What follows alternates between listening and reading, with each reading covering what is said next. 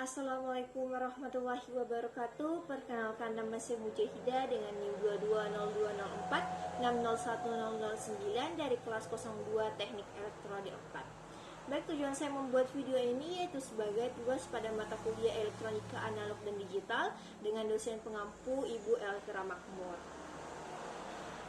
yang akan membahas mengenai apa saja prinsip kerja dari setiap komponen elektronika analog.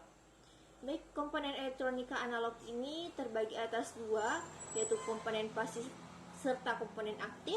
Komponen pasif terdiri dari resistor, kapasitor, serta induktor. Komponen aktif terdiri dari dioda, transistor, IC, serta saklar. Baik, yang pertama yaitu komponen pasif, yaitu resistor.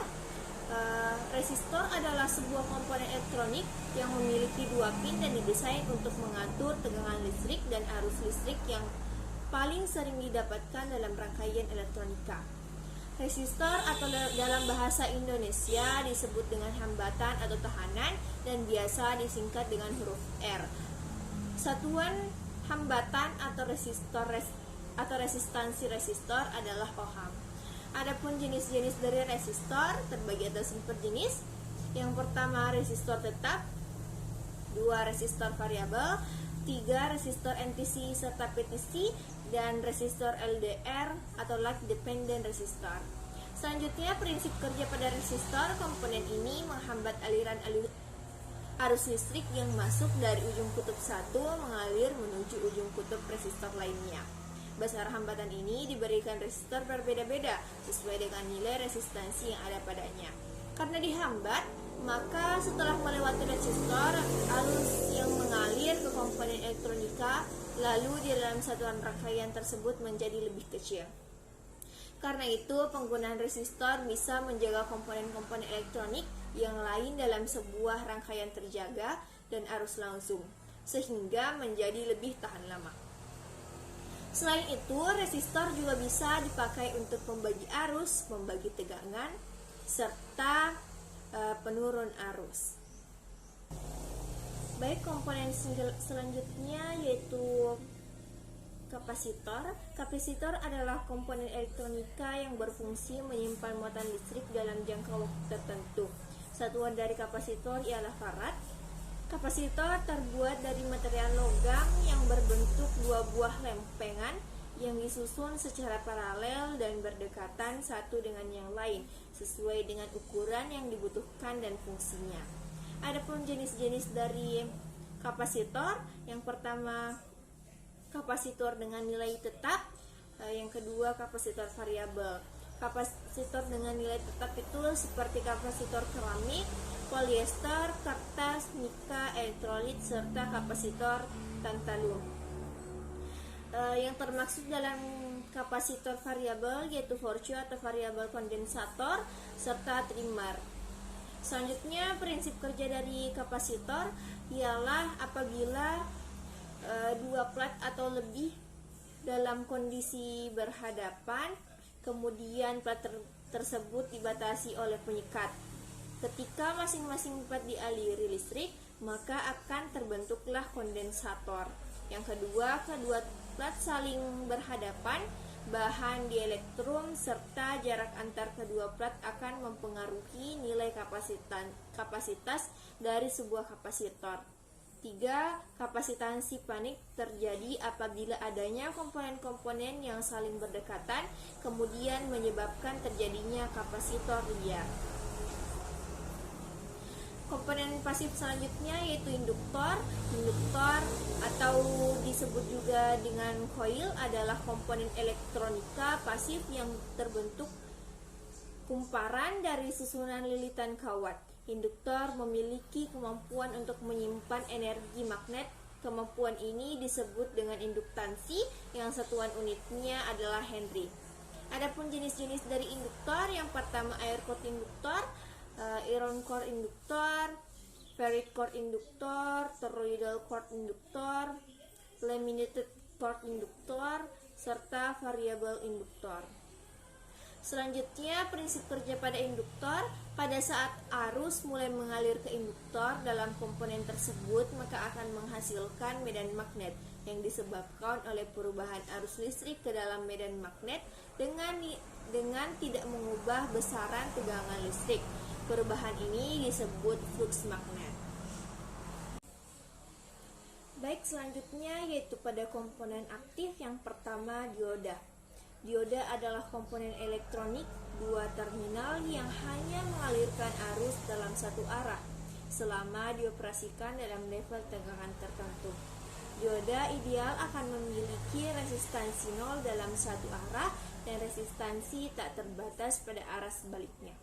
Selanjutnya, ada pun jenis-jenis dari dioda. Yang pertama, dioda Zener. Yang kedua, dioda persimpangan PN, tunnel dioda, dioda Vector, dan lain sebagainya. Selanjutnya, ada pun prinsip kerja dari dioda. Dioda terbentuk dari bahan semikonduktor tipe P dan N yang digabungkan. Dengan demikian, dioda sering disebut PN junction. Dioda adalah gabungan bahan semikonduktor tipe N yang merupakan bahan dengan kelebihan elektron, dan tipe P adalah kekurangan satu elektron sehingga membentuk hole. Hole dalam hal ini berfungsi sebagai pembawa muatan. Apabila kutub P pada dioda biasa disebut anoda dihubungkan dengan kutub positif sumber, maka akan terjadi pengaliran arus listrik di mana elektron bebas pada sisi N atau katode akan berpindah mengisi hole sehingga terjadi pengaliran arus. Sebaliknya, apabila sisi P dihubungkan dengan negatif baterai atau sumber, maka elektron akan berpindah ke arah terminal positif sumber. Di dalam dioda tidak akan terjadi perpindahan elektron. Baik, komponen aktif selanjutnya yaitu transistor. Transistor adalah sebuah komponen elektronika yang mempunyai berbagai macam fungsi, diantaranya sebagai saklar, penguat sinyal, osilator, modulator, dan lain sebagainya. Komponen elektronika ini terbuat dari bahan semikonduktor seperti silikon. Adapun jenis-jenis dari transistor, yang pertama yaitu transistor bipolar, yang kedua transistor efek medan. Yang termasuk dalam transistor bipolar itu seperti transistor NPN serta transistor PNP. Kemudian selanjutnya prinsip kerja pada transistor. Yang pertama pada transistor bipolar. Prinsip kerja dari transistor bipolar adalah berdasarkan konsep dari bias maju dan bias mundur pada dioda. Seperti kedua sisi dari transistor adalah N, di mana akan selalu mengalir bias mundur jika dialiri sumber. Untuk itu kita perlu trigger atau pemicu untuk membuat elektron dapat bergerak, dan pemicu itu adalah bias maju. Jadi pada sisi P dihubungkan sisi positif sumber sehingga terciptalah bias maju dan membuat elektron bergerak. Ketika elektron sudah bergerak, maka itu akan men-trigger atau memicu untuk semua elektron dapat bergerak sehingga sisi elektron akan bergerak ke arah sumber yang lain. Pada transistor efek medan. Seperti namanya, pada transistor ini cara kerjanya menggunakan prinsip gaya tarik medan magnet. Jadi ketika G atau gate mempunyai sebuah tegangan, maka akan timbul medan magnet.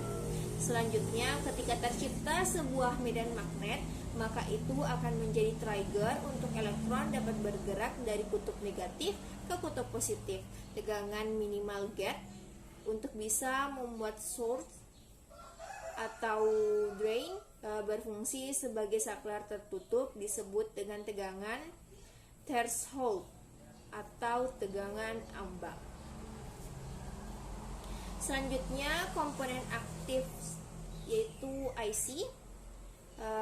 IC adalah sebuah komponen elektronika aktif terdiri dari ratusan, ribuan, bahkan jutaan transistor, dioda, kapasitor, dan resistor yang diintegrasikan sedemikian rupa sehingga menjadi satu komponen elektronika yang berukuran kecil. Adapun jenis-jenis dari IC, yang pertama IC digital dan yang kedua IC analog. Selanjutnya, prinsip kerja dari IC adalah menerima masukan serupa logika dan mengeluarkan berupa sinyal keluar logis. Sel logika ini dapat diimplementasikan secara elektronis dengan menggunakan dioda atau transistor. Namun dapat pula dibangun menggunakan susunan komponen yang memanfaatkan sifat-sifat elektromagnetik atau relay. Pada setiap sel logika umumnya mempunyai beberapa jumlah masukan, biasanya berkisaran 2 hingga 10 masukan. Walau begitu, ada juga sel-sel logika yang mempunyai keluaran berjumlah 1 atau 2 tergantung dari jenis fungsi. Baik, komponen aktif selanjutnya yaitu saklar. Saklar merupakan perangkat yang disusun untuk memutus aliran elektron atau listrik dalam suatu rangkaian. Adapun jenis-jenis saklar, yang pertama jenis saklar berdasarkan spesifikasi seperti saklar satu arah dan saklar dua arah. Berdasarkan penggunaannya, saklar do not disturb switch, saklar reguler ringan, serta saklar tombol tekan lonceng. Selanjutnya, prinsip kerja dari saklar. Dalam rangkaian saklar terdapat fase box yang berfungsi sebagai sumber listrik. Agar saklar listrik berfungsi, saklar itu harus terhubung kotak sekering dan beban. Jenis kabel tertentu digunakan untuk menghubungkan sumber daya ke saklar dan stop kontak yang menggerakkan beban. Ada 3 kabel panas, kabel netral, serta kabel ground. Kontak listrik di dalam saklar menyatukan kedua terminal. Sambungan ini akan terhubung saat Anda menghidupkan saklar. Saat saklar dimatikan, kontak ini putus. Harus dikendalikan oleh posisi di mana saklar berada. Baik, itulah yang dapat saya sampaikan mengenai prinsip kerja dari setiap komponen elektronika analog. Mohon maaf jika ada kesalahan. Wabillahi taufiq wal hidayah. Wassalamualaikum warahmatullahi wabarakatuh.